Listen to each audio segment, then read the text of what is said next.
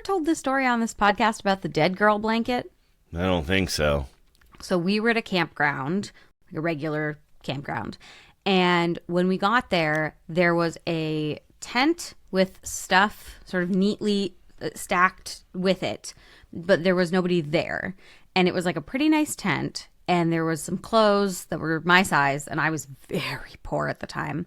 And we waited a few days, and nobody came back. And so then we went and asked the camp host. And I'm not just saying me, a 19-year-old who was unbelievably high on cannabis at the time, every single day.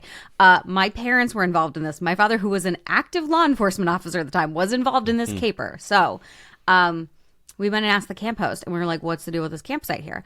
And we were told that they had rented it, I think, for some amount of time, and they had gone out one day and never came back. And the host was like, yeah, you can take all that stuff if you want. They're not coming back. And so there was a tent, which we used for a while, and a blanket that still to this day is in my sister's home that we all refer to as the dead girl blanket, because we're assuming whoever was there is no longer on this earthly plane. The dead girl blanket. If my mom is listening, she's picturing it. She knows exactly what I'm talking about.